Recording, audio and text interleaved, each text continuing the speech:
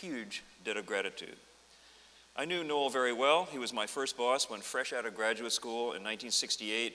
I came to work at NASA headquarters for the Apollo Lunar Exploration Program, doing site selection, astronaut training, and mission operations. Well, who was Noel Hinners and what is his legacy? That's the critical question, his legacy.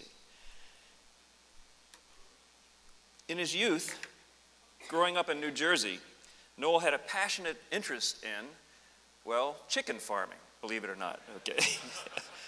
He went to Rutgers University where he studied agricultural research and chemistry, soil chemistry. Becoming interested in geology, he then went to Caltech where he got his master's in geochemistry, and then on to Princeton where he got his PhD in geophysics and geochemistry, doing his thesis on ore-forming fluids under Dick Holland. He then went to NASA headquarters to become part of the NASA Apollo Lunar Exploration Program and landing site selection and mission operations. And Noel was a passionate advocate for getting science into the core of the Apollo program. During this time, a small group of scientists known as the Four Horsemen, Jerry Wasserberg, who's sitting in the front row, Bob Walker, Jim Arnold, and Paul Gass, provided the scientific and intellectual pressure to enable positive decisions about science to be made. Noel was their inside man, working relentlessly and very successfully to enable science in the Apollo Lunar Exploration Program. Following Apollo, you can see this list here. Noel became the director of the NASA Lunar Programs Office, Associate Administrator for Space Science, Director of the National Air and Space Museum, the Smithsonian Institution, the Center Director for NASA Goddard Space Flight Center, NASA Associate Deputy Administrator, the third highest level at NASA, and Chief Scientist, by the way, in his spare time. At the end of his NASA career, and Noel, incredible guy. At the end of his NASA career, he reflected back on his youth in New Jersey as an aspiring chicken farmer and said, "Of course, that's why I was in space program administration with so many turkeys and chickens." Noel went on to become vice president for flight systems at Lockheed Martin. He went into industry and was heavily involved in Mars Surveyor, MRO, Stardust, and Genesis. And then throughout his career, he worked very heavily with the National Research Council, Space Studies Board, and he chaired its Committee on Human Exploration. And Noel was a passionate advocate for first robotic, but also very distinctly human exploration from his experience in the Apollo program. He observed that you don't transmit the human spirit through an antenna. You need to be there in place, in person.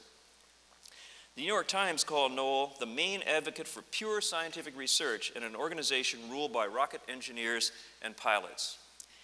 Well, what is it like to be a scientist in space program administration in an organization ruled by rocket engineers and pilots?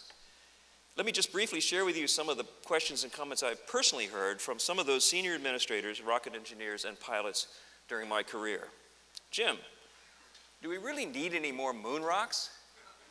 By the way, that was during Apollo 11 mission, okay? Okay. I'm not kidding you, okay? Do we really need a NASA sample handling facility? Let's give the rocks to the Smithsonian. Here's another one I got at the end of the Apollo program. Jim, NASA's an engineering agency. Why don't we just give all the moon rocks and data to the National Science Foundation and let them handle funding the science? We'll fly the missions. Imagine what NASA would be like today and what we would be like today if that had happened. It didn't. Here's a question I got while Noel and I were in President Reagan's transition team. Why don't we shut down JPL? Do we really need it?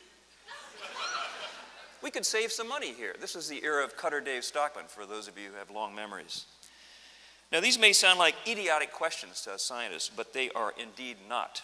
These are the kinds of questions that are often asked at very high levels at Congress, NASA, OMB, OSTP, and other agencies. And they typically are not being asked of practicing scientists like myself or you, but they're being asked of scientific administrators. How did Noel respond to such questions at these high levels? In the words of Caltech legend Jerry Wasserberg, he's watching me, I'm really nervous here. Jerry said, Noel was never a governmental functionary. He was always in love with good science, sought to identify it, aided it, and abetted it. He took joy in its successes. In the many conversations that we have had, his first question was always, tell me what is new and exciting in your scientific work. Oh, that's wonderful. Where does it lead? Where does it go to? Where does it go now? Noel was a direct participant in the scientific action. He made it happen. That was his delight and pleasure. He sought to make these advances possible in the complex mess of money, politics, turf struggles, and selling of the goods, as Jerry puts it, in the powers and to the powers and people who ran things, okay? His boyish charm, as you can see from these pictures, carried him through many a difficult meeting or testimony to Congress. Noel guided NASA through the relentless budget cuts of the 1970s and 80s. In these really negative fiscal times, Noel ensured that the Lunar Receiving Laboratory and Curatorial Facility were built and funded, that there was a sample analysis and Apollo data analysis program. Imagine that, what a concept. And that NASA integrated science and exploration to optimize scientific return. Why do we have a Hubble Space Telescope? In 1976, despite the successes of Viking, Congress was coming down very heavily on NASA's budget, and it was unlikely that the Space Telescope would survive. What did Noel, as Associate Administrator for Space Science, do? He zeroed it out of the President's budget that was submitted to Congress. Zeroed it out. There's a concept. In Noel's words, I figured in my own little head that to get astronomy community energized, we would be better off zeroing it out. Well, the community was heavily energized, and they got Congress to add full funding back into the budget. Noel added, voila, it worked, okay?